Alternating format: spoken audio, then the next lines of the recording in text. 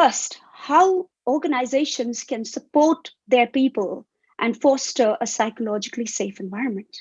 So, the first thing, and this might sound very different to anything that you've heard out there, but don't encourage denial. And why do we say that?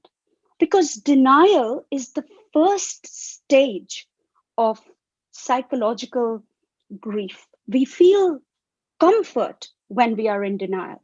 If any of you have ever heard or read the great, Klaus Janssen, who is this social psychologist, and he's talked about the 4-room apartment, you will notice that we go from the room of contentment into the room of denial, and then into the room of confusion, and then back into the room of renewal.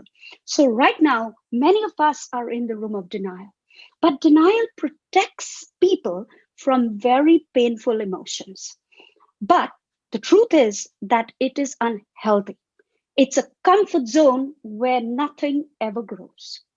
And we have got to be able to be productive enough to make sure that our people and our teams don't remain in that room. Now, as leaders, I remember going to PwC just at the beginning of when the pandemic started.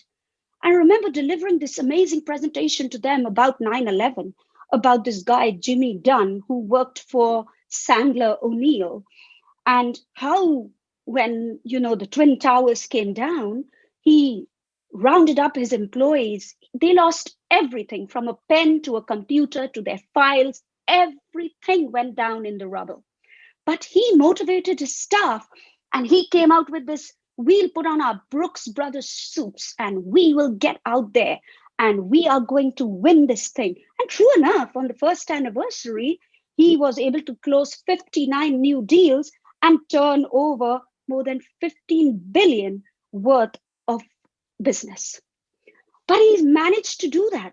But what we have got to remember is that not all of us are these great, passionate leaders who are willing to go out there and embrace things and say, you know what, I can make everything great and I can make things go away. We have got to be compassionate for others and to think that they are going through emotions very different from ourselves.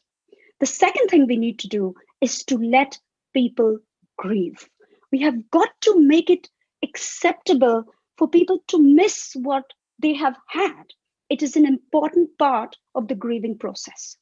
It's all too easy to assume that if your colleagues and their families all look very happy, very healthy when you see them virtually, and that there is no problem. But we need to look a little deeper.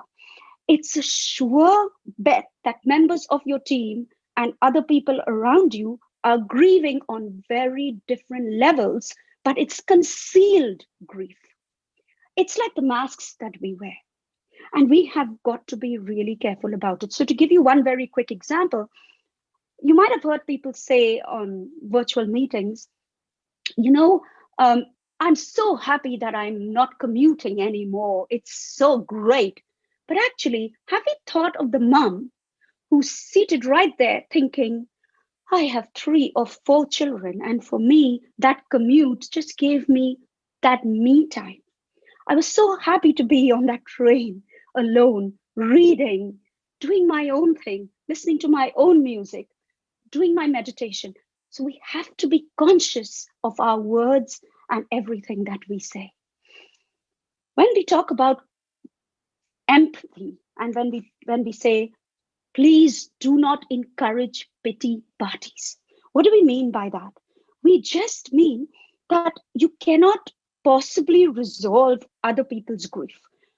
We cannot possibly do that, but you can find a way to get people to resolve their own grief. But that actually has a little bit of a consequence, and that is by when you hear people pitying themselves and constantly pitying themselves, by leadership demands that you should not go down that route with them. So those are my 3 points very quickly for leaders.